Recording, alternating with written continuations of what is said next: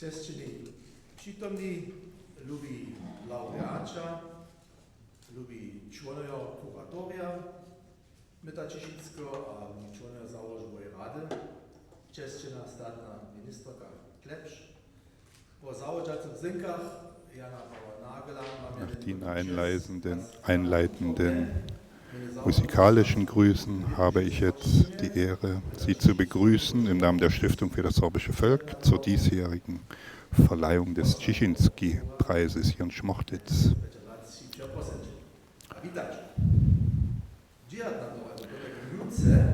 Am 19.10.91, also morgen, vor 34 Jahren, wurde die Stiftung für das sorbische Volk in Losa gegründet. Und heute haben wir die ehrenvolle Aufgabe, zum 15. Male nach 89 den Cieszynski-Preis verleihen zu dürfen. Gegenwärtig verleihen wir bei uns fast 10 weitere Preise. Erst gestern wurde der Preis der Domowina vergeben. Aber Träger des Cieszynski-Preises zu sein, das ist schon etwas Besonderes. Öffentlich geehrt zu werden für die eigene Tätigkeit und Leistung, die in der von Cieszynski geprägten geistigen Tradition steht. Dann und wann vernahm ich bereits die Bemerkung, dieses oder jenes sei es wert. Dieser oder jener sollte mit dem Preis geehrt werden. Aber die allerwenigsten rechnen damit. Und so ist die Anspannung immer wieder groß. Aufgabe des Kuratoriums ist es, aus den eingereichten Vorschlägen die Laureaten auszuwählen. Glauben Sie mir, das ist keine leichte Aufgabe. Und wie weiter? Nachdem die Kandidaten, nichts ahnend von ihrer Kandidatur, die Entscheidung erfahren und angenommen haben, erfährt die Öffentlichkeit davon. Sicher ist es für die Preisträger eine ebenso große Herausforderung wie für das Kuratorium. Und alle gemeinsam bereiten sich auf den heutigen Moment vor. Zugleich hören wir die Worte der Ehrung, die Laudatio. Die Redner haben auf die eine oder andere Art die Ausgewählten auf ihrem Weg begleitet. Mögen die Geehrten mit Selbstbewusstsein und mit Stolz den Preis tragen. Eine der Hauptaufgaben der Stiftung für das sorbische Volk ist die finanzielle Förderung der Entwicklung der sorbischen Sprache und Kultur. Dafür gibt es Förderrichtlinien für viele Bereiche unseres sorbischen Lebens in der Ober- und Niederlausitz. Die Richtlinien unterliegen relativ strengen wirtschaftlichen Grundsätzen. Die Preise sehe ich jedoch als eine besondere Form der Förderung und Anerkennung des Wirkens der Laureaten. Mit dem Förderpreis wird besonders der Nachwuchs im weitesten Sinne berücksichtigt. So ein Preis ist ein Meilenstein und in gewissem Maße eine abschließende Würdigung, aber er ist auch immer mit einem Weiter so verbunden. Alle bisherigen Träger des Cieszynski-Preises, und ich erinnere an dieser Stelle an jene, die nicht mehr unter uns sind, Anton Nauka, Pfarrer Herbert Noack, Alfons Frenzel, Maria Ulbrichetz, Pec Janasch, Mitra Pernak, Jura Mitschk und Benno Buda haben mit ihrem Wirken zur Erfüllung unserer Ziele in der Lausitz und darüber hinaus beigetragen, ohne dass sie Auftraggeber oder Ähnliches gehabt hätten.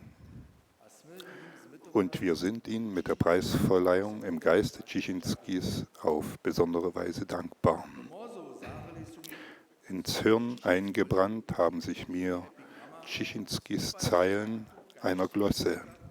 Taktfest nach der Pfeife schreiten, laut im Chor mit Wölfen heulen, das hasst ich zu allen Zeiten. Mancher schlug mir darum Beulen. In dichterischer Form wird hier die Auseinandersetzung mit dem Geist und den Umständen seiner Zeit wortstark ausgedrückt. Und ich denke, dass diese Zeilen mehr oder weniger auf jeden Preisträger zutreffen. Denn jeder hat auf seine unverwechselbare Art dazu beigetragen, dass wir Sorben noch sind. Ich bitte jetzt Frau Staatsministerin Klepsch um ihre Ansprache. Bitte.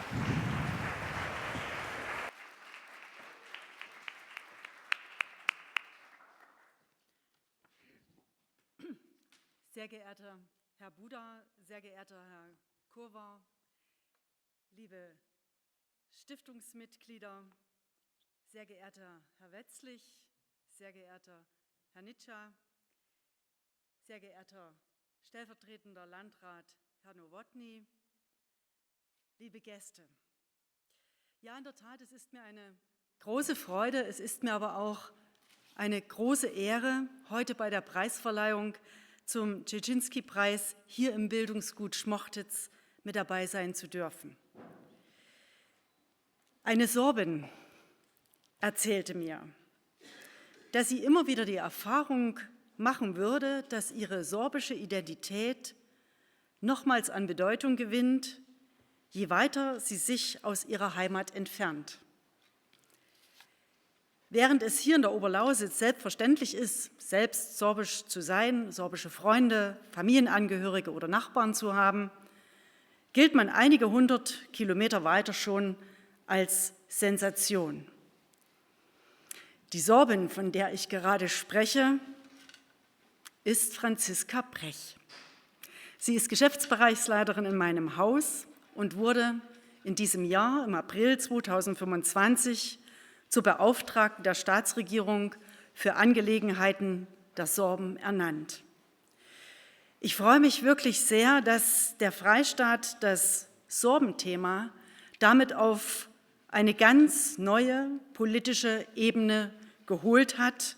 Und ich möchte an dieser Stelle auch David Stadnik danken, der genau diesen Punkt im Rahmen des Koalitionsvertrages mit eingebracht hat und dort auch diesen Schwerpunkt mitgesetzt hat.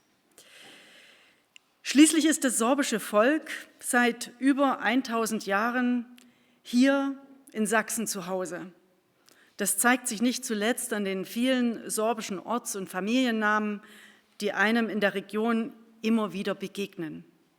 Erstmals urkundlich erwähnt wurden viele sorbischen Gemeinden im 13. Jahrhundert. Ja, aus diesem Grund haben wir in diesem Jahr ja in mehreren Kommunen auch das 800-jährige Jubiläum gefeiert. In Kamenz, in Malschwitz oder in Wiednitz, aber das wissen Sie alle noch viel besser als ich. Und ich finde, der Titel der Wanderausstellung, die im Frühjahr 2025 im Sorbischen Museum Station machte, bringt es für mich wunderbar auf den Punkt. Was heißt hier Minderheit? Die sorbische Kultur gehört zu Sachsen und prägt mit ihren einzigartigen Bräuchen, ihrer Sprache und ihren Überlieferungen die kulturelle, die regionale Kulturlandschaft ganz selbstverständlich und das bis heute. Deswegen hat die Regierung den Schutz und die Pflege dieser kulturellen Besonderheit auch in der sächsischen Verfassung fest verankert. Darüber hinaus setzt sich der Freistaat Sachsen seit 2013 ganz besonders für die Belebung der sorbischen Sprache ein. Sie kennen alle unsere Imagekampagne Sorbisch, na klar. Doch nicht nur auf Alltagsebene fördert der Freistaat den Erhalt der sorbischen Minderheit, auch in der Wissenschaft. So ist zum Beispiel die Errichtung des Sorbischen Wissensforums am Lauenareal, was ja noch für mehr Sichtbarkeit zwischen dem Sorbischen Institut und dem Sorbischen Museum sein soll, letztlich eine sehr wichtige Investition, ein sehr wichtiges Projekt. Und ich möchte an dieser Stelle wirklich auch der Stiftung Danke sagen, dass sie sich dieser großen Aufgabe, und die ist wahrlich nicht einfach, stellt und das mit großer Verantwortung wirklich meistert. Meine sehr geehrten Damen und Herren, ich schätze es wirklich sehr, dass sich so viele engagierte Menschen für den Erhalt und die Vermittlung der sorbischen Sprache und für die Pflege der sorbischen Kultur einsetzen. Und ja, ich bin froh, dass mit der Verleihung des Dzerzhinsky-Preises herausragende Leistungen auf dem Gebiet der sorbischen Kultur, Kunst oder Wissenschaft angemessen gewürdigt werden. Mein herzlicher Dank gilt der Stiftung für das sorbische Volk. Herr Buda, Herr Kurwa, aber all die Mitglieder, die sich seit, Sie haben es gesagt, vielen, vielen Jahren dafür einsetzen, dass die sorbischen Kultureinrichtungen, dass Projekte oder eben auch die Verleihung des Preises gefördert werden. Damit verhelfen Sie der sorbischen Gemeinde zu noch mehr Sichtbarkeit und vermitteln damit auch wirklich echte Wertschätzung. Nun will ich den Laudatoren überhaupt nicht vorgreifen, aber auch ich möchte den Preisträgern an dieser Stelle sehr, sehr herzlich für ihren Einsatz für die sorbische Sprache und Kultur Danke sagen. Liebe Gäste, lassen Sie uns heute gemeinsam mit den Preisträgern und allen, die sich für das sorbische Volk einsetzen, das Erreichte und die positiven Auswirkungen uns auch bei dieser Veranstaltung, bei dieser wunderbaren Veranstaltung, wo Ehrungen vorgenommen werden, das vor Augen führen. Seien Sie wirklich auch stolz auf das, was erreicht ist. Und ich möchte Ihnen an dieser Stelle versichern, wir als Freistaat werden nicht aufhören, uns immer wieder aufs Neue für die sorbischen Angelegenheiten stark zu machen. Budrobny Jack.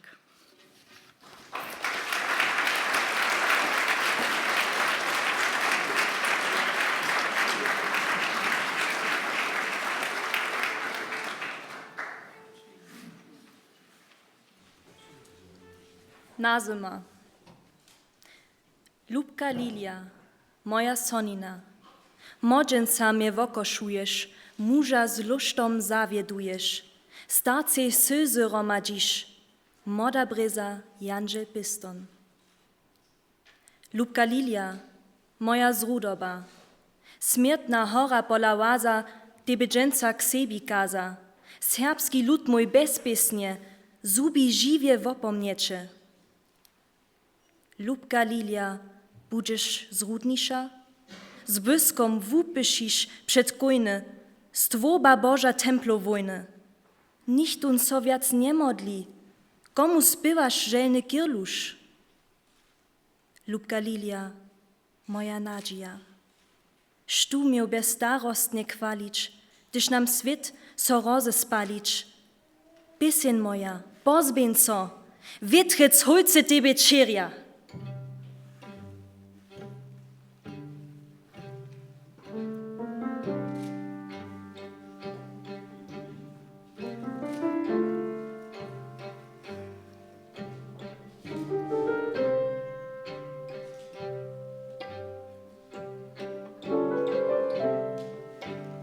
Lubka Lilia, meine Traumgestalt, die den Jüngling sanft berührt hat, die den Mann mit Lust verführt hat, macht dem Greis die Augen feucht, junge Birke schützend Engel.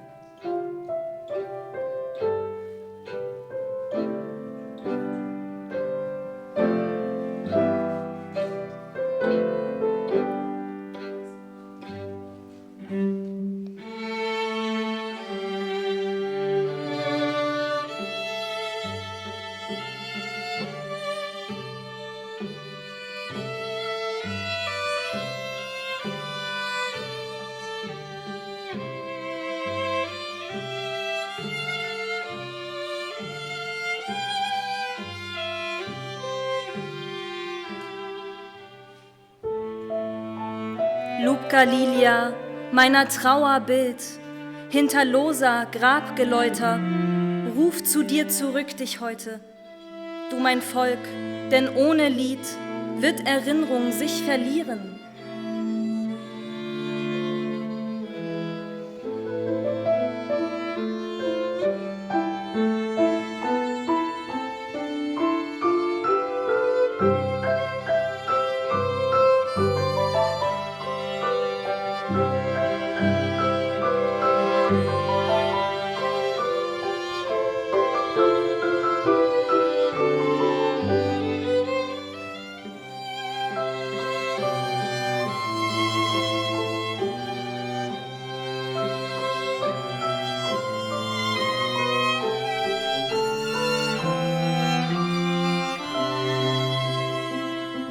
Lubka Lilia, wächst die Traurigkeit, trittst im Blitzschlag vor die Wälder, Gottes Schöpfung, Schlachtenfelder.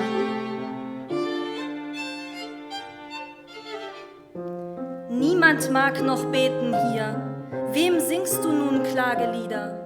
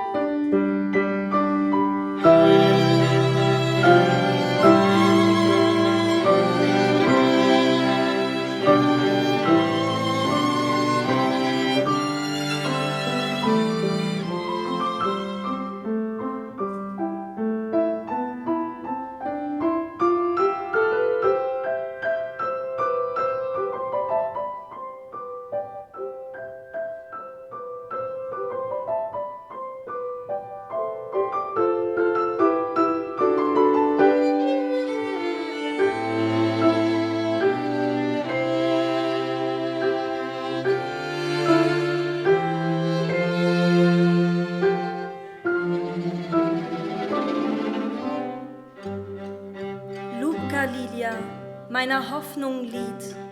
Wer darf leben ohne Mühen, wenn die Welt droht zu verglühen? Lied, mein Lied, erhebe dich, alle Winde sollen dich treiben.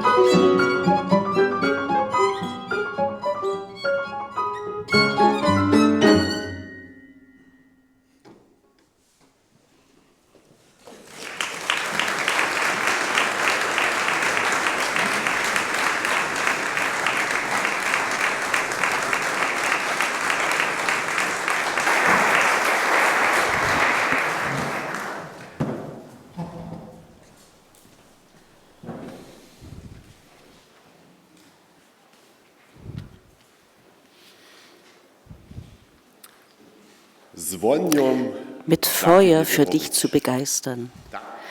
So müsste sich mir jeder solche Sorben dir zu schaffen. Lausitz, wollte ich 100 und 100. Cieszynski sehnt sich hier im Gedicht Lausitz nach Sorben, die sich mit aller Kraft für die Zukunft der Lausitz einsetzen. So einen Menschen ehren wir heute. Julian Nütscher. Julian Nütscher zeigt mit seinem Lebenswerk und seinem Engagement, Sorbisch ist keine Sprache der Vergangenheit. Sie ist Sprache der Gegenwart und Zukunft. Besonders dort, wo sie lange unsichtbar ist oder war, gibt er ihr wieder Räume oder gewinnt sie zurück. Und zwar mit sympathischem Eifer, mit Einsatz, mit Cleverness und eloquenter Überzeugung anderer. Und wenn alles nicht hilft, dann auch mal mit unkonventionellen Methoden. Julian Nitscher wurde 1988 in Bautzen geboren, wuchs auf, deutschsprachig. Seine familiären Wurzeln reichen zurück nach Halbendorf an der Spree, wo sein Großvater aufgewachsen war, sorbischsprachig, in einem Dorf, wo heute kaum noch Sorbisch gesprochen wird. Durch Familienurlaube die slawischen Länder entdeckend, lernte Julian erst als Jugendlicher das Sorbische kennen. Und sicherlich hat er erlebt, wie unsichtbar Sprache teilweise ist oder wie leicht sie verschwindet. Und wie wertvoll jede Anstrengung ist, sie zu bewahren oder neu zu beleben. Er selbst ist ein Neusprecher, ein Autodidakt, der sich die Sprache mit Ausdauer angeeignet hat. Heute gibt er sie als Vater zweier Töchter in seiner sorbischen Familie weiter und damit an die nächste Generation. Julian Nitscher machte das Abitur am Schiller-Gymnasium in Bautzen und begab sich zum Studium an die Humboldt-Universität in Berlin. Natürlich der Slawistik, besonders der südslawischen Sprachen. In seiner Bachelorarbeit stellte er sich der Frage, zweisprachige Lausitz, Traum oder Realität? Ganz wissenschaftlich natürlich. Das war damals sicherlich eher ein Traum als Realität, aber glücklicherweise hat Julian beschlossen, daraus ein langfristiges Projekt zu machen. Nach erfolgreichem Abschluss des Studiums in der Masterarbeit widmete er sich der Gedenkkultur in der zweisprachigen Lausitz nach dem Ersten Weltkrieg, folgte der Start ins berufliche Abenteuer. Er schrieb, forschte, sammelte, unterrichtete, überall dort, wo er der sorbischen Sprache neuen Raum geben konnte. Ob als Co-Redakteur und Publizist beim Roslat, als wissenschaftlicher Mitarbeiter im Sorbischen Institut, beim Konzept des digitalen Atlas sorbischer Denkmäler oder im Vitae-Sprachzentrum beim Aufbau eines Textkorpus für die Übersetzungs-App Sotra. Doch das Unterrichten des Sorbischen war und ist ihm eine Herzenssache. Immer wieder unterrichtete er Menschen, die selbst beginnen, das Sorbische zu entdecken. Heute fließt all das in seine Arbeit im Projekt Sari ein, wo er nicht nur lehrt, sondern sich um neue Wege für die sprachliche Bildung kümmert. Auf seinen Reisen kreuz und quer durch Europa mit dem Fahrrad. Und zwar ohne Bike. Oder doch? Mit Wind. Gewann er lebendigen Eindrücken davon, wie Kulturen und Sprachen miteinander leben. Die südslawischen Länder sind ihm dabei besonders nahe. Er verweilt immer wieder gern dort, wo beherrscht die dortige Sprache. Ins Gedächtnis eingegraben hat sich dir, Julian, wie du mir gesagt hast, die Reise nach Wels. Dort hast du erlebt, wie selbstverständlich die Gleichwertigkeit zweier Sprachen im Alltag erscheint. Auf Ortsschildern, auf Aushängen, auf Informationstafeln, einfach überall. Ein dauerhafter Eindruck für dich. Am offensichtlichsten wirkt Julian Nitscher dort, wo sich die digitale Welt und die sorbische Sprache treffen. Bei frei zugänglichen sorbischen Sprachressourcen und Wissen.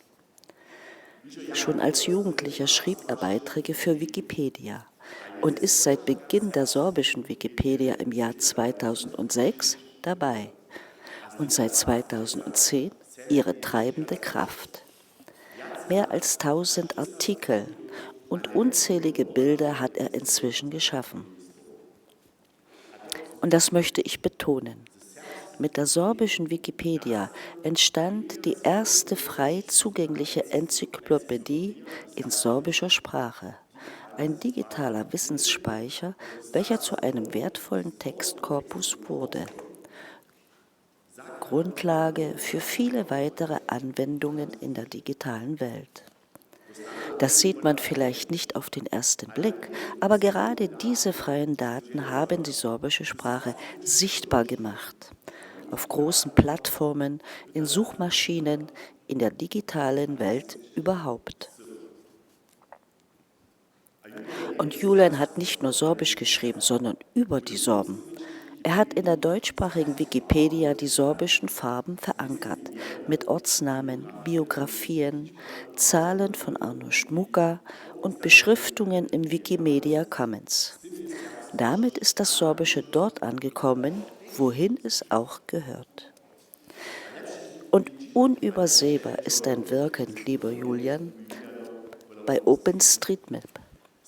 Du hast dort ganze Sammlungen sorbischer Orts- und Flurnamen eingetragen und dich in dieser Community mit Enthusiasmus dafür eingesetzt, dass deutsche und sorbische Bezeichnungen gleichzeitig sichtbar sind. Dein einfaches, aber überzeugendes Argument, so steht es doch auch draußen auf den Tafeln. Diese Daten fanden ihren Weg in die Navigations-App.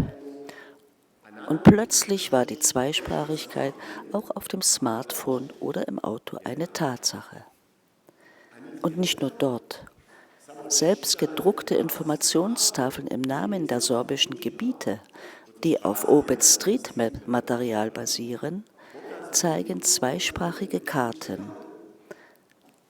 Dank deines Engagements, Julian.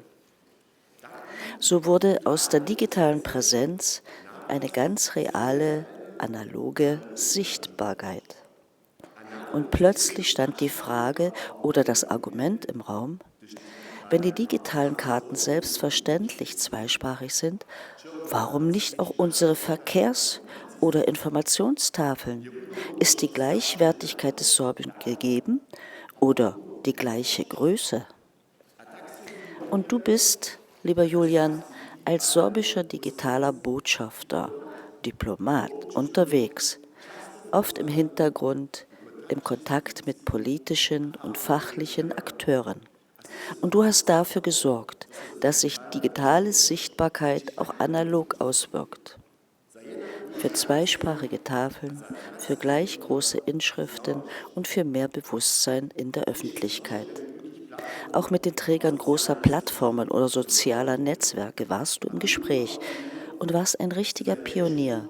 Du hast die größte sorbische Facebook-Gruppe gegründet und versucht, das Sorbische auf Facebook sichtbar zu machen. Du hast Terminologien übersetzt, aber auch erleben müssen, wie sie dort das Projekt abrupt beendeten. Das sprach klar für oder forderte geradezu unabhängige, offene Daten. Du hast mit die Grundlage dafür gelegt, dass die Jungen und Älteren heute selbstverständlich online Sorbisch schreiben oder inzwischen sprechen. Chancen, die uns die digitale Welt bietet, vor allem der offene Teil, hast du für uns Sorben genutzt. Mit sichtbarer Wirkung, spürbarer Leidenschaft und mit Einfluss, welcher weit über die Grenzen unserer Bildschirme hinausreicht.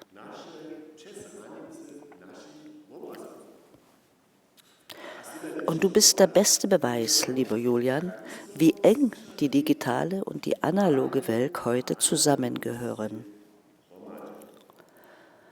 Trennung zwischen digital und analog längst überwunden. Die Frage Asapse und Sorbisch thematisierte einfach und wirksam die Nichtsichtbarkeit des Sorbischen in der Öffentlichkeit. Gewiss kann ich hier nicht alle Facetten von Julians Wirken ansprechen, aber sein gesellschaftliches Engagement halte ich für herausragend und hier erwähnenswert. Seit 2010 engagiert sich Julian im Bautzner Steinhaus. dort besonders für sichtbare Zweisprachigkeit, neue Räume für moderne sorbische Kultur und Kontakt und Austausch zwischen Sorben und Deutschen. Er gehört dem Rat für sorbische Angelegenheiten Sachsens an und war Mitglied des Stiftungsrates der Stiftung für das sorbische Volk. Auch publizistisch ist er sehr aktiv. In der sorbischen Bibliographie finden sich inzwischen mehrere Dutzende Beiträge aus seiner Feder. Und vor allem ist er heute aktiv in den sozialen Medien, Sorbisch und Deutsch. Er reflektiert, argumentiert und bringt immer wieder wichtige Impulse in die öffentliche Debatte. Mit seiner Stellungnahme und Zivilcourage steht er für eine offene, plurale und selbstbewusste Gesellschaft. Lieber Julian, meine sehr geehrten Damen und Herren, heute ist Sorbisch im digitalen Raum selbstverständlich präsent. Das ist die Frucht vieler Hände und Köpfe. Doch dein Anteil, Julian, ist klar erkennbar, getragen von Idealismus, Ausdauer und unzähligen Stunden Arbeit. Was digital begann, ist längst in der realen Welt angekommen, auf Inschriften, in Köpfen, im Herzen. Wie du dich selbst beschreibst, bist du Lausitzer, Sprachaktivist, Slawist und ich füge hinzu, Pionier. Einer, der gezeigt hat, wie man mit Enthusiasmus Sprache lebendig hält und sichtbarer macht. Und weil dieser Preis, Marco hat es ja schon gesagt, ein Förderpreis ist, sage ich nur, bitte mach weiter so. Herzlichen Dank, lieber Julian, für alles, was du für unsere Sprache, unsere Kultur und unsere Zukunft tust. Möge dein heißes Herz für das sorbische Volk weiter brennen. Und frei nach Cieszynski möchte ich hinzufügen, mit Feuer für das Sorbentum du brennst, so müsste es uns jeder. Nun ist an euch, die Sorben zu erschaffen, 10 mal 100 mal 100.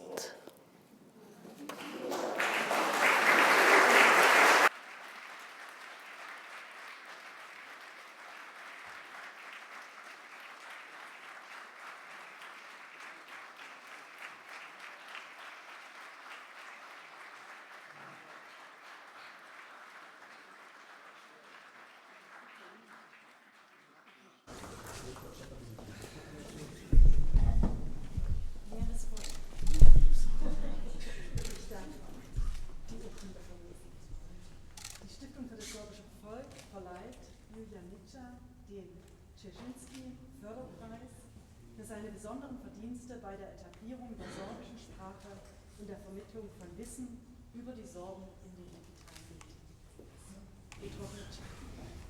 Danke.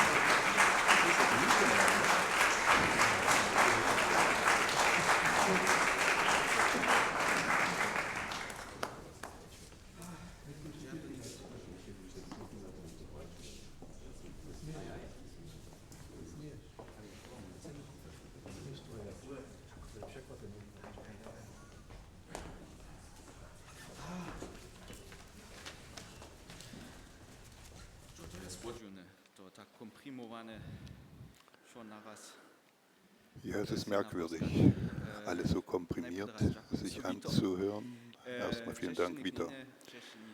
Sehr geehrte Damen und Herren, liebe Freundinnen und Freunde, Kolleginnen und Kollegen, Mitglieder des Kuratoriums Frau Ministerin, lieber Vitor. Zunächst einmal möchte ich mich sehr herzlich bedanken. Es ist eine große Ehre, den diesjährigen Czisinski-Förderpreis annehmen zu können. Ich danke besonders dem Kuratorium, das sich dafür entschieden hat, aber auch allen, die mich bei verschiedenen Projekten zugunsten des Sorbischen und der sorbischen Kultur unterstützt haben oder das heute noch tun. Viele davon sind heute hier. Ich habe euch eingeladen, weil ihr mich auf meinem bisherigen Weg begleitet habt, in entscheidenden Momenten dabei wart, zusammen mit mir an Projekten gearbeitet oder über Jahre und teilweise Jahrzehnte meine Freunde und Freundinnen seid. Auf viele von euch treffen mehrere Punkte zu und ich habe euch eingeladen, weil ich auch euch dafür herzlich danken möchte. Vor allem aber danke ich meinen Eltern, die mich, ob sie wollten oder nicht, auf diesen Weg geschickt haben.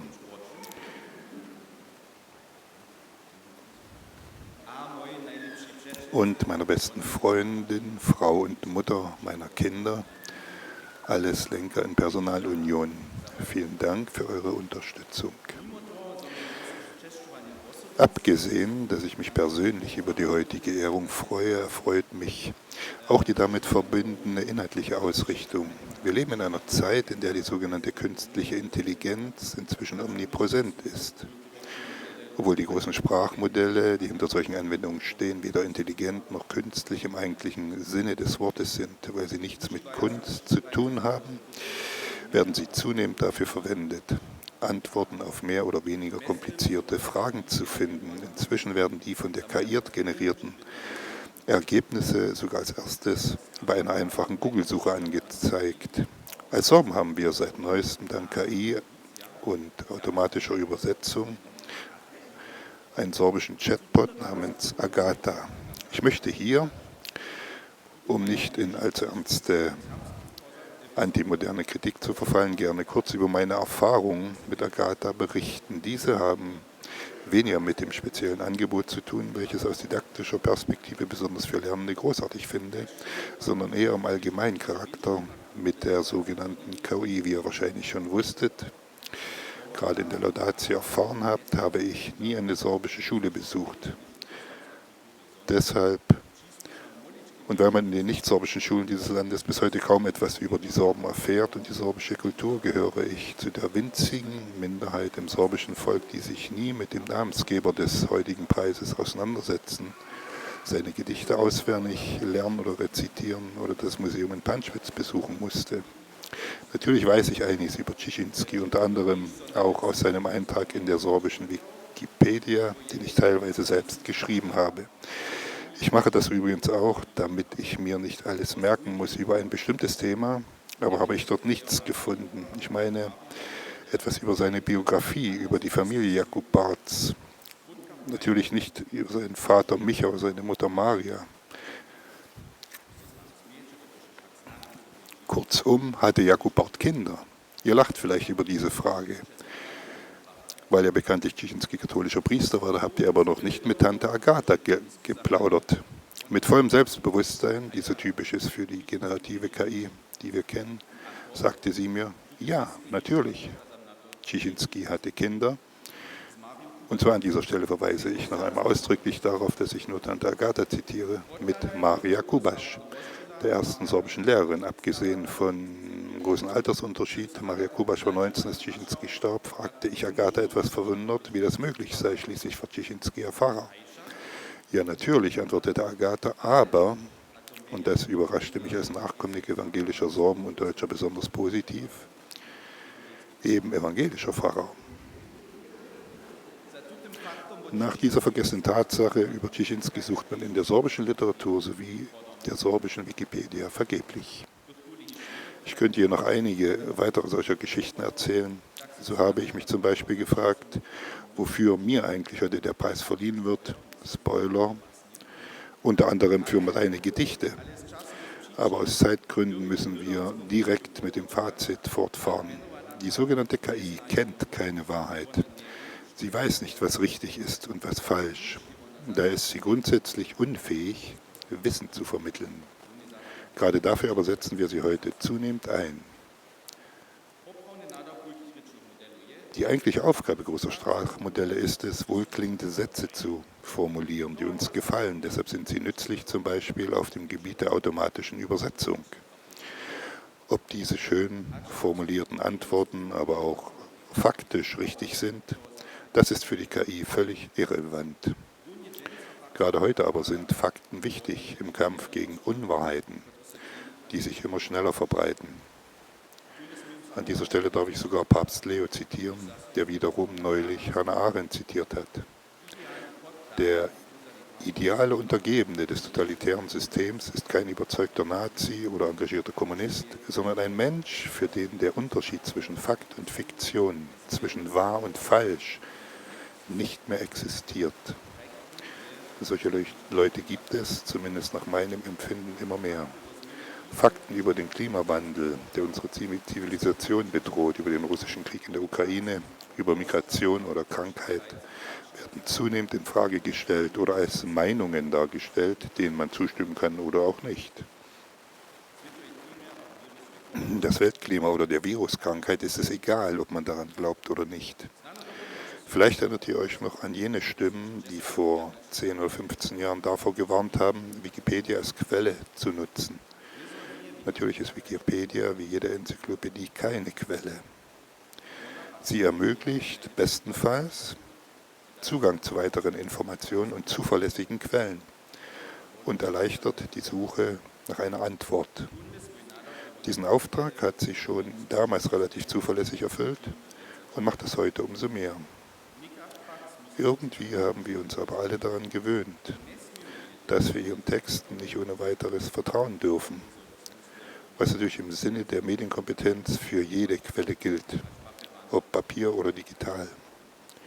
Nur für die sogenannte KI machen wir offensichtlich oft eine Ausnahme, obwohl wir eigentlich wissen, dass sie nicht nur Teile der Wahrheit auslässt und sie falsch vermittelt, sondern notfalls, nämlich wenn ihr die Informationen fehlen, einfach irgendein Märchen erzählt.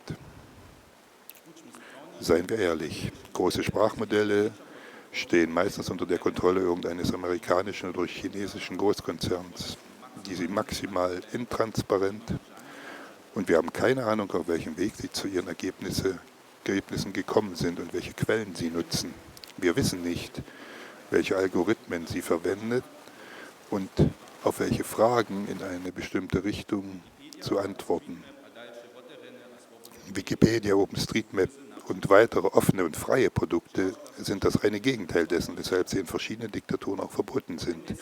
Sie gehören keinem großen Konzern oder irgendeinem irren Milliardär. Sie sind entstanden aus der fleißigen Arbeit Hunderttausender echter Menschen. Jede einzelne Veränderung, jeder neue Satz, jedes Komma ist dokumentiert. Und man darf ihre Inhalte sogar jeden Zweck frei und kostenlos nutzen. Jeder Fehler, den du in der Wikipedia findest, darfst du ausbessern. Versuch das mal bei ChatGPT. Durch ihre Offenheit ermöglichen sie auch kleinen und marginalisierten Gruppen, ihre Inhalte und ihre Sprache einzubringen, unabhängig von kommerziellen Interessen. Genau dieser Philosophie wird heute der Preis mitverliehen und dafür möchte ich mich am meisten bedanken. Mit einem Förderpreis wird immer die Hoffnung geäußert, dass der Preisträger seine Tätigkeit möglichst noch viele Jahrzehnte fortsetzen möge. Diesem Wunsch versuche ich gerne nachzukommen, obwohl es heute mit einer verantwortungsvollen Arbeitsstelle und mit Familie um einiges schwieriger ist als damals als Student Mitte 20, als ich den größten Teil der Arbeit geleistet habe, für die mir heute der Preis verliehen wird. Das mag eine Brücke sein zum letzten Thema, das ich hier ansprechen möchte, die strategische Wichtigkeit von Projekten wie der sorbischen Wikipedia oder der sorbischen Online-Karte und die Bedeutung, die wir ihnen zusprechen. In einem kleinen Völkchen mit vielleicht 10.000 oder 20.000 Sprechern werden Projekte wie diese langfristig nicht nur auf Grundlage der Arbeit von Freiwilligen funktionieren. Fast jeder von uns, der über die notwendigen Sprachfähigkeiten verfügt, ist vielerorts haupt- und ehrenamtlich ausgelastet. Und die meisten kümmern sich dazu noch um den sorbischen Nachwuchs. Ich möchte hier gern das am Beispiel Wales skizzieren, an dem wir uns sonst auch gerne orientieren. Die Waliser haben in ihrer Nationalbibliothek mehrere Angestellte, die sich hauptamtlich um die Pflege, den Ausbau und die Aktualisierung der walisischen Wikipedia kümmern. Dort wie hier ist die Wikipedia die größte Enzyklopädie in der jeweiligen Sprache, frei zugänglich für jede Sprecherin und jeden Sprecher. Ich wünsche mir, und das werde ich auch in den nächsten Jahren bei jeder passenden Gelegenheit wiederholen, dass wir das große Potenzial erkennen, das in diesem Instrument liegt und dass wir es in Zukunft alle gemeinsam viel zielstrebiger nutzen, ausbauen und füllen. Noch einmal herzlichen Dank, auch für Ihre Geduld.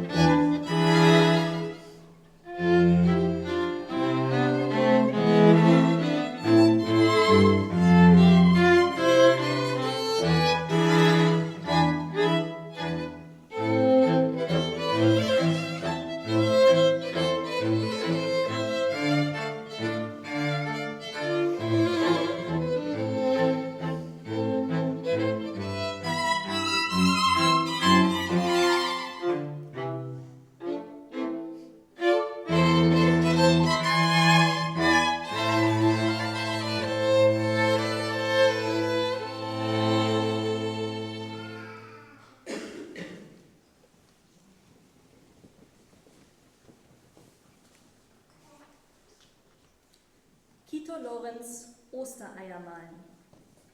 Zum Beispiel können wir ewig lange dasitzen und Eier bemalen zu Ostern. Feder, Wachs und Flamme, mythisches Requisit, Tönung der Zwiebel, Farbe des Grases, der Rinden verschieden gefiltertes Schwarz, gekeltertes Grün.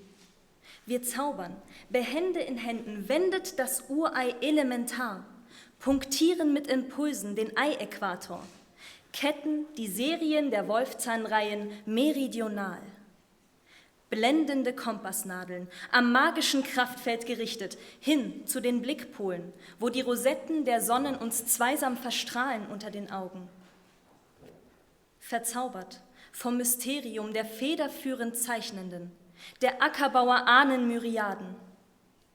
So bannen wir die Wiederkehr der Zeiten, die Symmetrie der Ereignisse, das Gleichgewicht der Generationen, die Proportionalität der Geschichte, die starre Harmonie der Welt.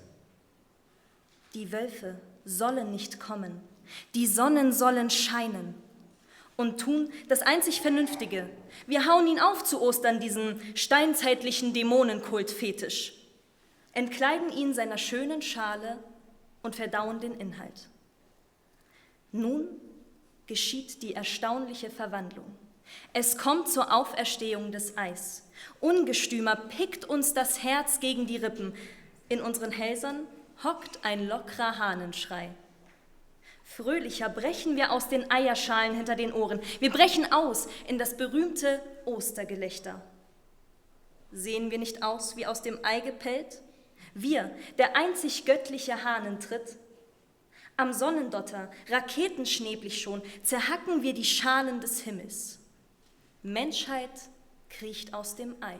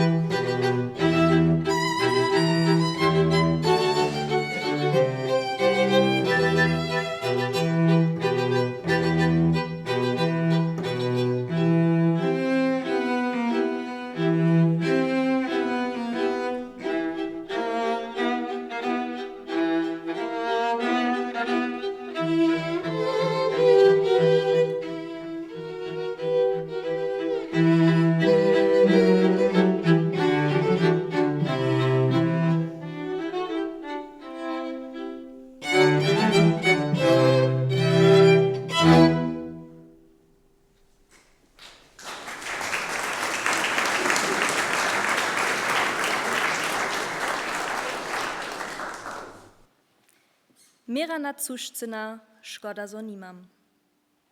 Szkoda, zo nimam za czom kotwicu, w jeszczu wichoru, czronu w boli na wierchu. Kupy Helgoland pytam, ciszynskiego ciszinu, nie srybam w skalinie. Raja z mojej hymnus wutry, pokazuja pwachta mocy, we mnie nemie spina, runiecza nima. Mirana cuszcyna, modry klawier. Modry klawier klimpota dwie poojce. Koleba jadro, jadri wie jako jakaś ja, nie jako ta ani wykulni. Truna zapinkadwo wama wezdy do duri. Biezna, pytam jeho, potajny skoł pinkota. Roża Domaszczyna, die Spreewaldpuppen. Da stehen sie aus, in Stärke und in Spitze, vorn ausgestopft und hinten formig rund, bereit zum Aufziehen, unkränkbar durch Witze. Der Händler rühmt, die rosaroten Wangen sind abwaschbar, gehen nicht so leicht kaputt als Souvenirs und handlich zu verpacken. Die Spitzen rasseln, wenn die Puppen sprechen. Ihr Singsang klingt befremdlich, doch sehr schön. Ist immer heiter, lindert auch Gebrechen. Das Wasser fließt, die Kähne laufen über, das Geld, es knistert und die Kasse klingelt. Greift zu, der Händler ruft, bald ist's vorüber. Dem Staunemann die letzte, reicht sie rüber. Der nimmt gleich Maß, renkt ihr die Glieder aus. Die Puppe nickt noch immer, hat's nicht über.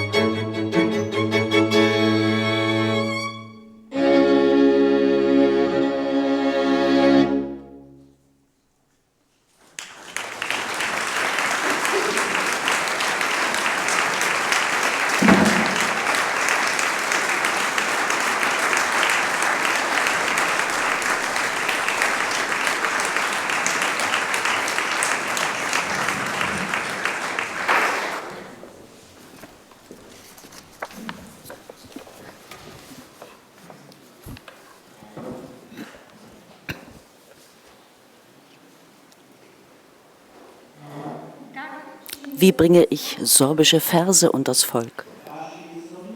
Frage Mircea. Wie begeistere ich Kinder für sorbische Lieder? Frage Mircea. Wie finde ich junge Talente? Frage Mircea. Und was das alles für Kraft kostet? Auch das Frage Mircea. Lieber Laut des Cieszynski-Preises, lieber Mircea, liebe Jadwiga, verehrte Anwesende. Als ich am Dienstagmorgen des 6. Juni im sorbischen Rundfunk verkündet wurde, dass du den Czichynski-Preis erhältst, wollte ich meinen Ohren genauso wenig trauen wie letztes Jahr, als es hieß, in Dresden sei die Karola-Brücke in die Elbe gestürzt. Unser Mürtschin bekommt den Czichynski-Preis.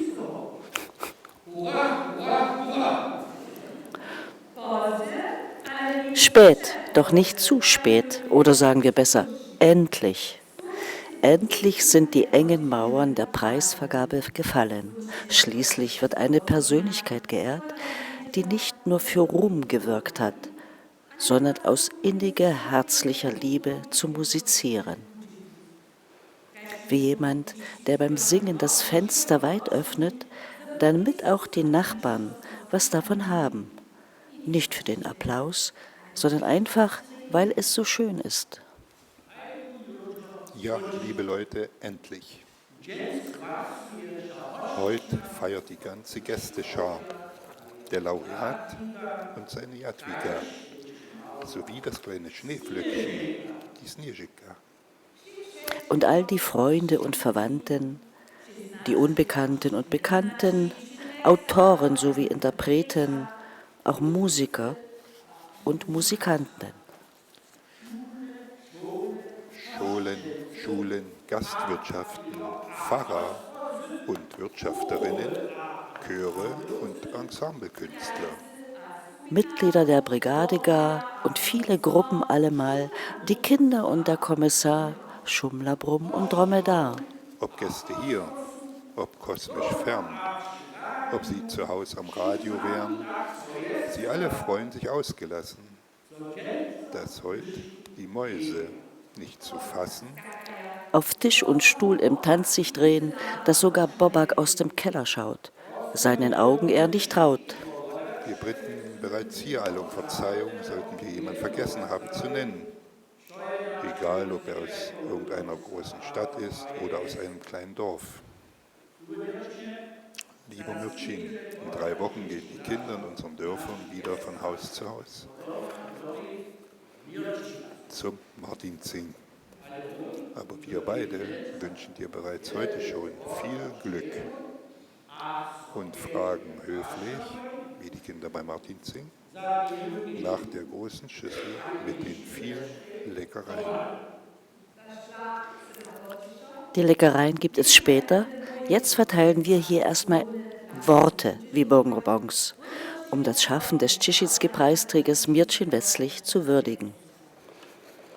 Er wuchs als jüngstes von 3 Kindern auf einem kleinen Bauernhof in Kuckau mit 5 Hektar und 5 Kühen auf.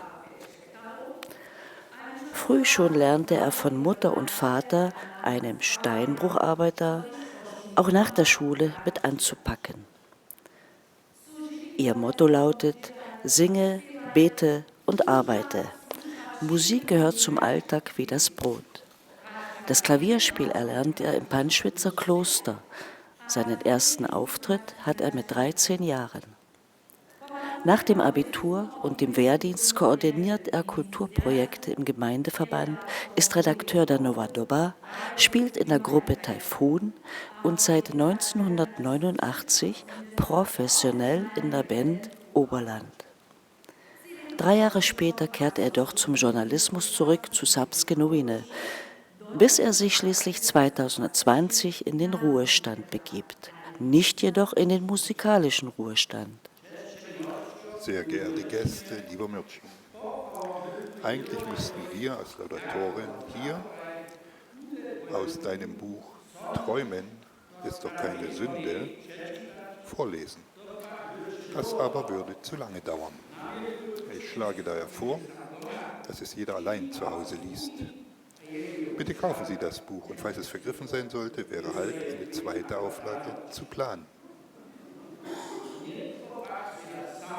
Und so frage ich mich und auch dich, lieber Mürtschin, welche Art von Künstler soll ich hier in unserer Laudatio am meisten rühmen? Was ist er nun alles, unser Mürtschin? Liedermacher, Interpret, Komponist, Entertainer, Musiker, Dichter, Schauspieler, Reporter, Journalist, Schreiber, Kolumnist, Idealist, Optimist, Träumer, unser sorbischer Musikant mit Leib und Seele. Und Autodidakt. Alles begann, sagen wir mal, verkehrsherum. Oder wie er selbst schreibt, auf dem Kopf stehend, ohne Lehrer. Er hielt sein neues Akkordeon seitenverkehrt kopfüber, als er sich das Spielen ganz allein angeeignet hat.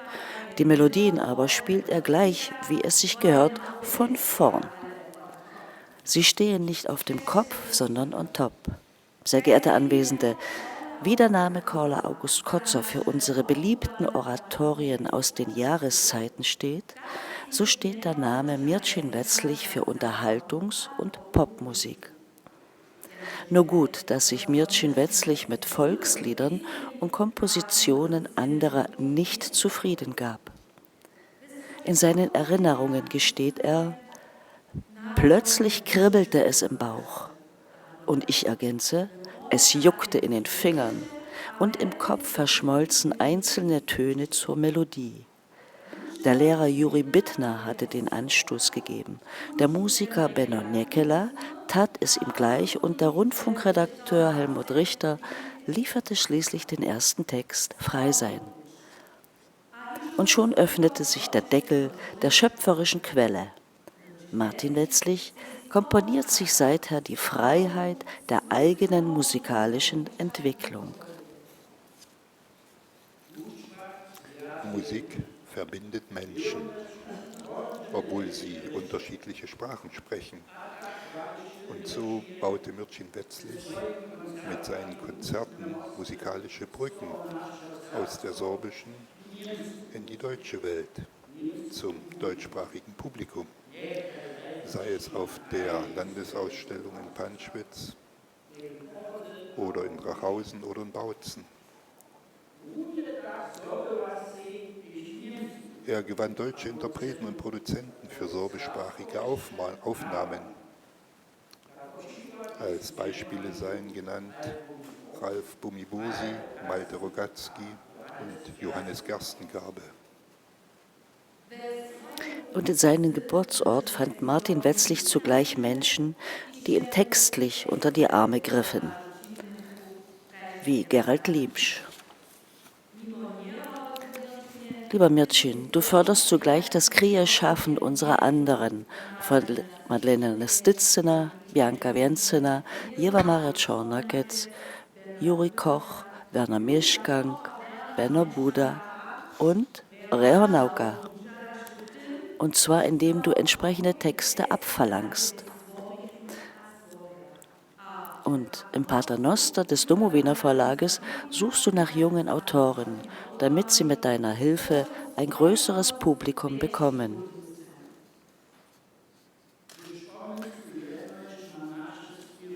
Wenn ich nur an unsere Lieder denke, an deine Melodien, auf die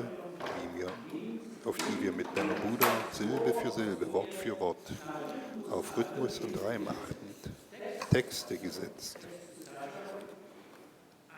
und so mit dir Lieder geschaffen haben. Und wenn wir heute an Krabat denken oder die junge Freiheit oder Sagt mir Berge oder Schwätzchenkind oder Hier sehe ich das Schild oder Mutter, Liebe, sei nicht betrübt, bin ich überwältigt vom Repertoire, das sich uns hier öffnet. Von der tiefsinnigen Ballade, dem Kirchenlied, dem trauenden Gebet bis hin zum fröhlichen, leichten Tanz. Oder wie wir unter uns sagen, der morgendlichen Rasiermusik. Es ist alles da, mehr als genug. Und alles in professioneller Qualität. Wie mir Rehor Nauka verriet, war der Preisträger auch der Motor jenes sorbischen BNW. Bitte nicht verwechseln mit BMW. Genanntes BNW ist nämlich das einzigartige Trio Buda, Nauka, Wetzlich. Eine Musik- und Textsymbiose, die ein gutes Produkt garantiert. Egal ob die Musik oder der Text zuerst da waren, wie bei Trilogie Kleine Schneeflocke. Und egal ob Ober- oder Niedersorbisch, denn auch der Niedersorbische Rundfunk RBB, nicht nur der Obersorbische, profitiert von der musikalischen Ader Mircin Wetzlichs. Seine schöpferischen Leistungen sind im Deutschen Rundfunkarchiv, im ARD-Archiv, auf CDs und natürlich auch im Netz gesichtet. Die ersten Werke schuf er im letzten Jahrtausend, 1984, mit den Titeln Frei sein und Tränen. Was folgte, löste eher Tränen der Freude über diese schöpferische Vielfalt aus. Hunderte, mehr als 700 Lieder, von Balladen über Pop bis hin zur Blasmusik und sogar Country und ein Sirtaki-Versuch sind dabei. Ein bunter Mix und doch mit einer eigenen Handschrift. Im Rundfunk entwickelte sich in den vergangenen 4 Jahrzehnten eine musikalische Rubrik, welche Wetzlich genannt wird. Gleichwohl heißt es oftmals, spielt einen Wetzlich. Nun könnte der eine oder andere Prinzipienreiter murren, aber er hat ja keine literarischen Werke geschaffen. Das wohl nicht. Dafür aber regt er andere zum Schreiben an und verbreitet so das sorbische Wort. Dir, Martin, ein großes Vergelt's Gott, dass du uns, deinen Textern, auf so großartige Weise unsere Gedichte, Texte,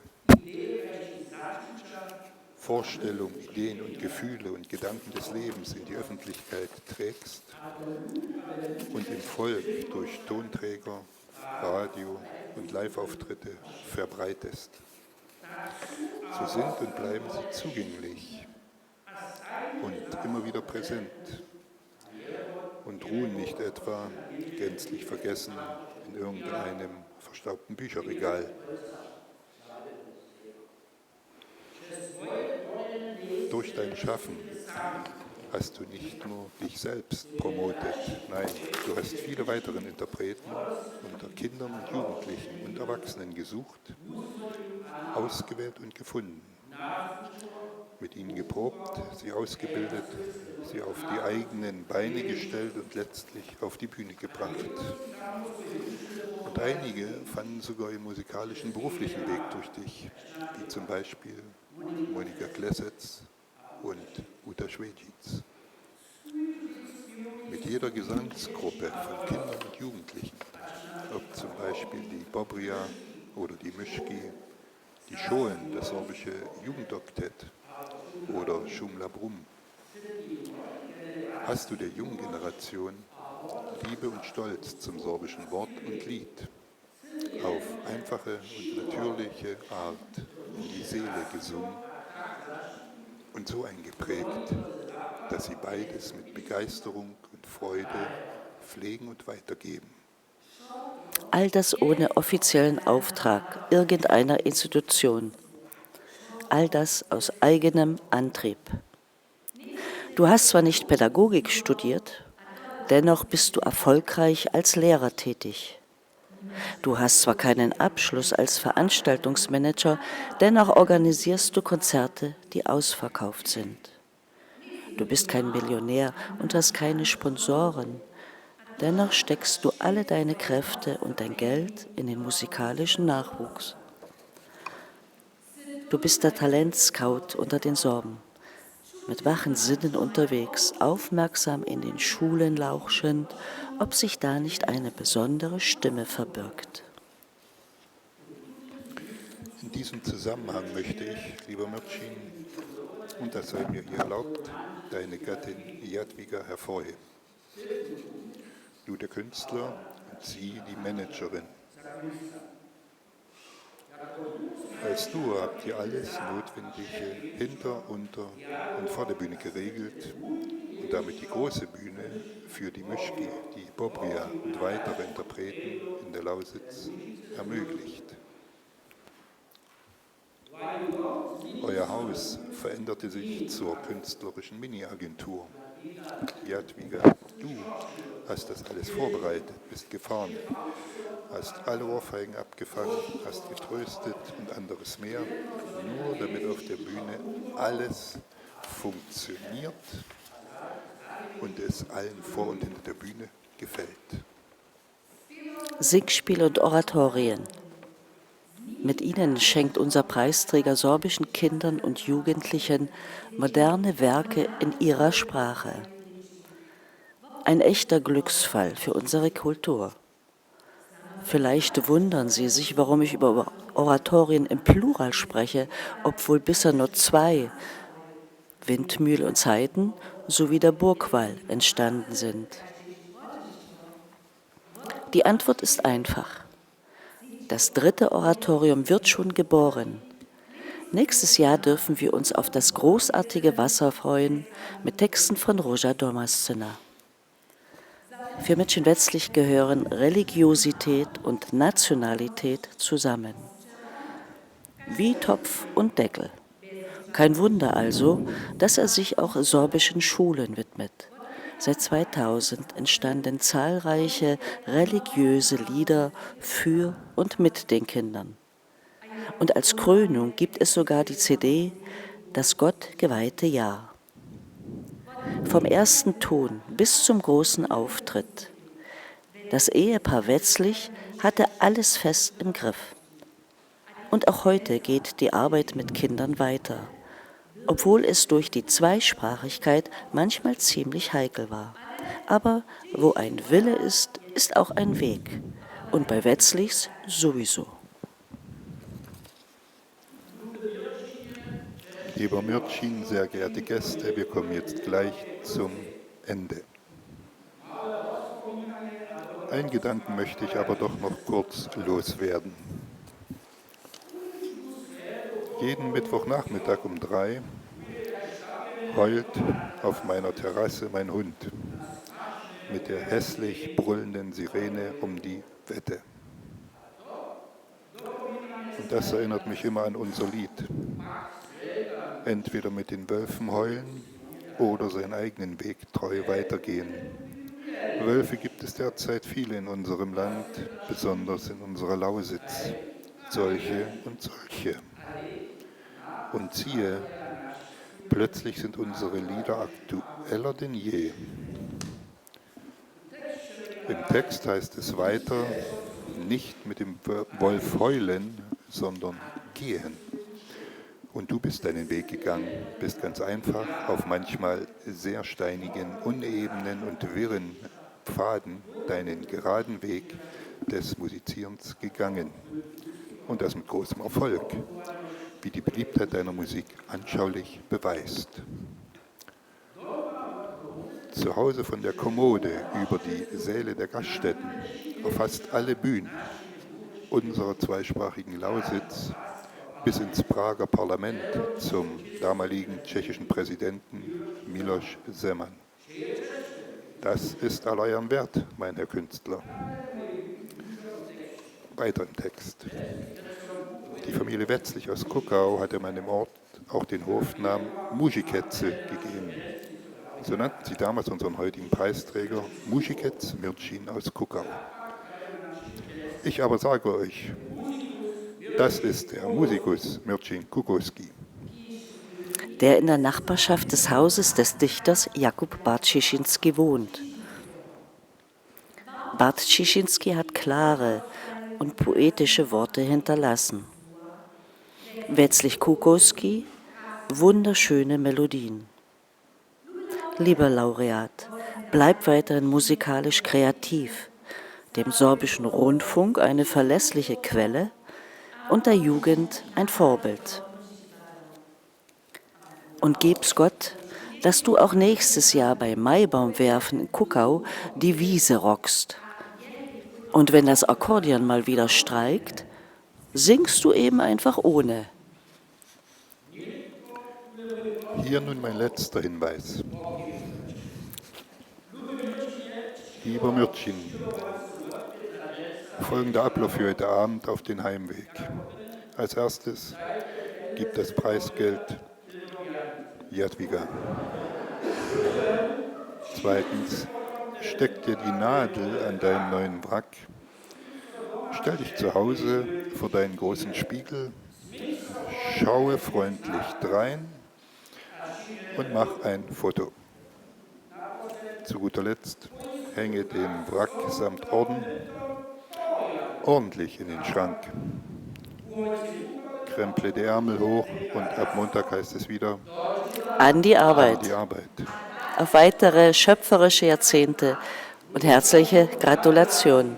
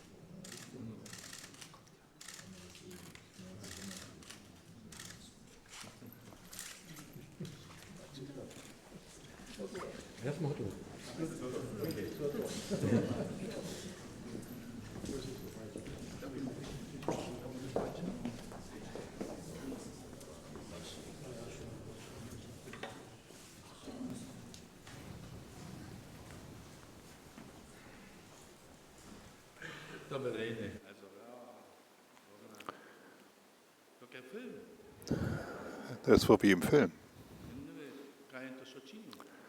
Man weiß gar nicht, wie man das alles geschafft hat. Sehr geehrte Frau Staatsministerin für Kultur und Tourismus des Sehr geehrter Herr Vorsitzender des Rates der Stiftung für das sorbische Volk, Herr Marko Kor, verehrte Mitglieder des Kuratoriums zur Verleihung des Cichinski-Preises, liebe Gäste. Herzlichen Dank, liebe Bogna, lieber Rer, für die bewegenden und wertschätzenden Worte. Wenn ich das gewusst hätte, was hier erzählt wurde, das war die alte Schule, wie auf der Skajuwanka Kabarett. Sehr schön. Der Cichinski-Preis lag für mich bisher in weiter Ferne. Zwar habe ich jedes zweite Jahr ein Auge darauf geworfen und gehofft, dass ich unter den Geehrten sein könnte. Und die Leute auf der Straße haben mich wieder und wieder angesprochen.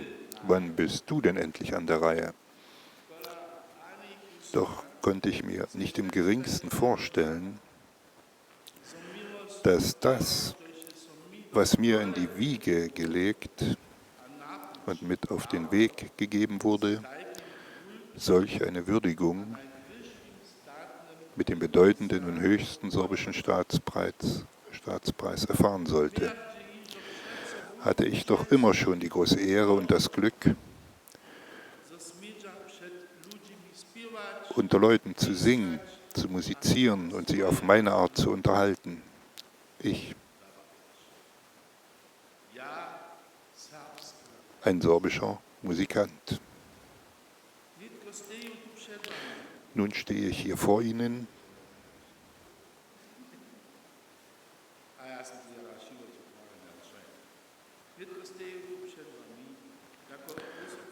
als hochdekorierter und glauben Sie mir, so recht fassen kann ich das in Gänze noch nicht. Was all die Jahre geschehen ist und wie vielen Leuten ich zu danken hatte und habe, solch ein reiches Musikerleben in meiner geliebten Heimat führen zu dürfen,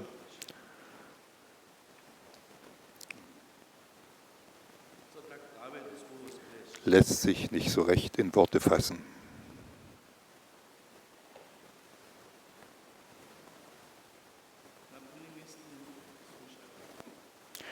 An erster Stelle gebührt der Dank meiner lieben Gattin Jadwiga.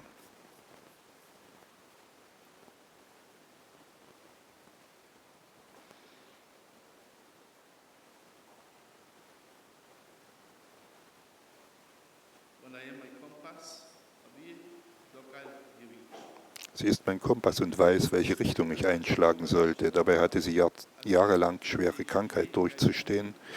Und vielleicht war ihr wie auch mir die Musik und alles, was mit ihr zusammenhängt, ein Lebenselixier. Man könnte meinen, dass wir uns in all den Jahren ein musikalisch-sprachliches Gut im Sinne einer Talentschmiede errichtet haben. Dabei hinterließen viele wie die Dichter Benno Buda, Reanauka, Madlena Nasticina, Bianca Wenzina, Werner Mischkan, Jan Warner, es sind mehr als 25. In ca. 700 aufgenommenen Liedern und Strophen ihre Spuren. Dafür gilt Ihnen mein Dank. Verbeugen möchte ich mich ebenfalls vor all den Interpreten, Gesangsgruppen und Chören, die mit ihren Stimmen unsere lebendige sorbische Kultur mit meinen Kompositionen bereichert haben. Dazu gehört das sorbische Jugendensemble mit seinem Dirigenten Friedemann Böhme. Längst hätten sich meine Kompositionen nicht in die Welt hinaustragen lassen, hätte sie nicht mein lieber Kamerad und Verbündeter Malte Rogatzky aus Dresden so gekonnt und musikalisch emotional bearbeitet. Für mich ist das einzigartig.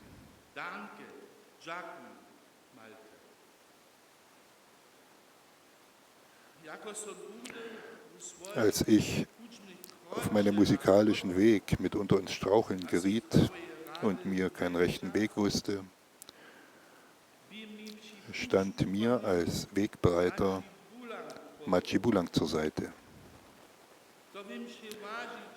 Das weiß ich zu schätzen, lieber Maciej. Jederzeit konnte ich in Lehndorf bei Familie Schirak Halt machen und der verstorbene Juri Schirak hätte mir die Tür geöffnet. Unnachgiebig, doch mit großem sorbischen Herzen hat er mir in den vergangenen Jahren all die Texte durchgesehen und lektoriert und wieder die Fehler ausgemerzt. Vielen Dank, lieber Juri. Stolz bin ich auf all die Konzerte, Programme und besonders die sorbischen Hochzeiten, auf denen ich mit der Band spielen durfte. So gilt mein Dank den Gastwirten in Dreikretscham, Schönau, Lehndorf und Solschwitz, bei Wittichenau und anderswo. Viele Konzerte und Auftritte unserer Talentschmiede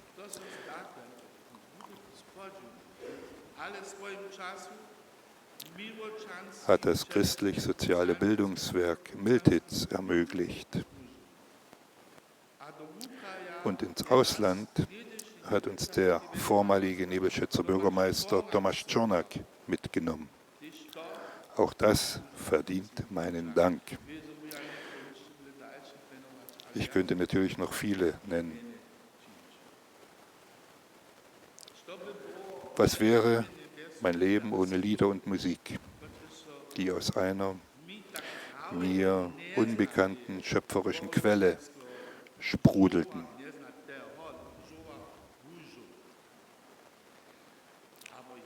Oder liegt der Schlüssel zu meinem Talent in der unmittelbaren Nachbarschaft über den kürzesten Weg, über den kleinen Pfad zur Familie Barth in Kuckau? Wer weiß, ob der schöpferische Funke nicht aus Barthshof auch auf mich übergesprungen ist. Und nicht nur auf mich, sondern auch auf die Mädchen und Jungen der Schulen aller katholischen Gemeinden. Das ist mir das größte Geschenk. Mein Dank gebührt natürlich den Kindern, aber ebenso den Eltern und Großeltern. Nicht zuletzt aber auch Sabina Lansena und Marcel Hoser und all jenen, welche die Einstudierung und Aufführung des Musicals Ein Engel und des Singspiels Mit dir, Gott geweihtes Jahr ermöglicht und begleitet haben.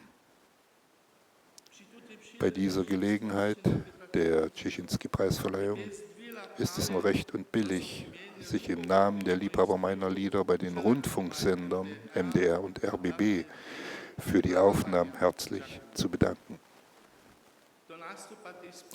Das betrifft auch die Förderung der Projekte durch die Stiftung für das sorbische Volk und das sorbische Nationalensemble, das Deutsch-Sorbische Volkstheater und weitere Institutionen und Vereine.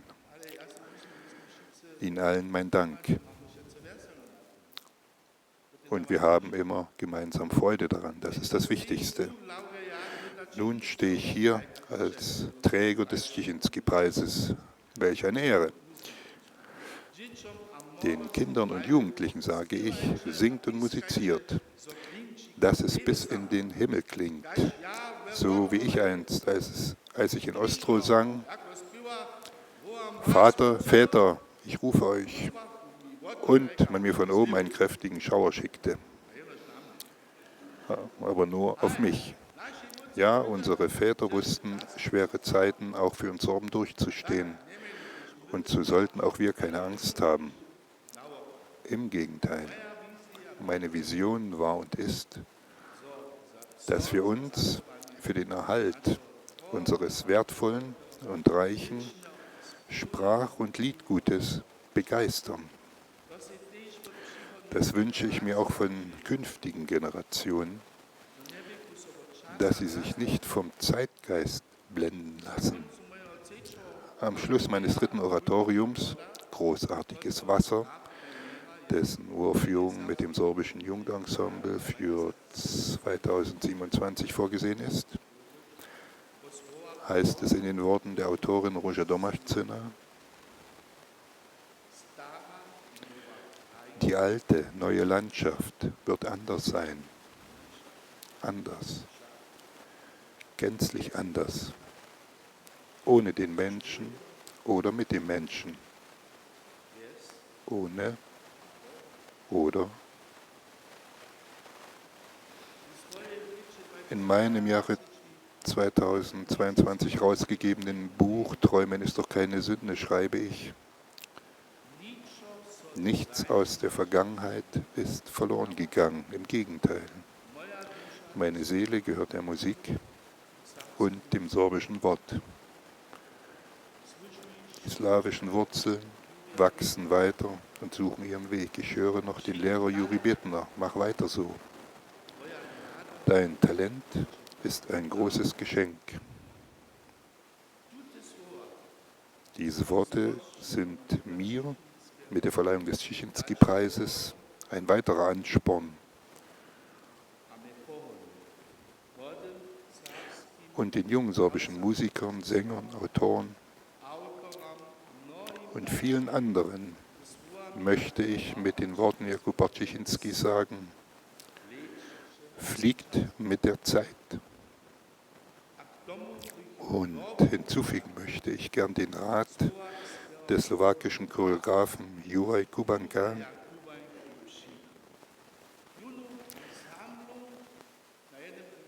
einmal im Ensemble bei einem Konzert drückte er mir die Hand, schaute mir tief in die Augen und sagte, Mircin, werde niemals modisch, sondern bleibe immer modern. Vielen Dank.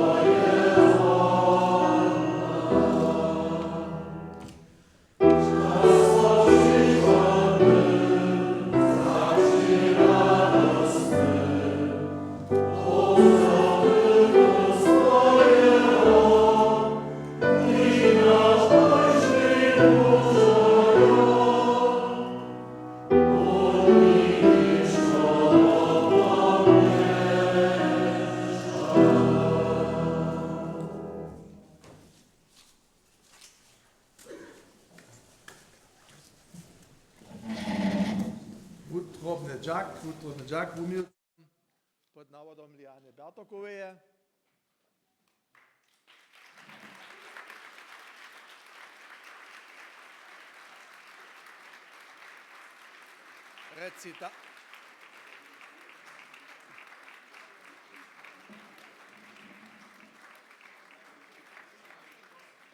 Recitacije smo slišali od Zare Cižec.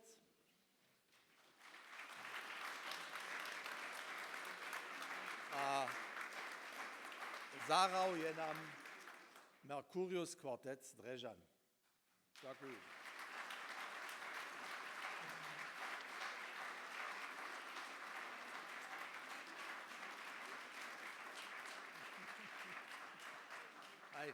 Utrobne Jacki jeszcze raz laudatoram za ich rycz, a ja smiem was nitko przeprosić na tą pełną szklu, a na pełne szklence do susodnej rumności.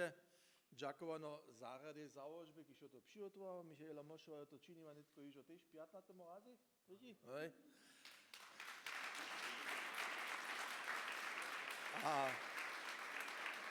A dajcie si lubić un rany wieczór przy najpierw mojem toastče pritku, możemy niekedy tam co priki podać, a potem si zaspiewamy, wiedzą też ino svaus, ja myślę takie, Mirčino, już to zakantorić, ale nie trebaš. To mu też avnemo, dziękuję. Also, rany wieczór wam jeszcze, a rany popono, utrobny Jack.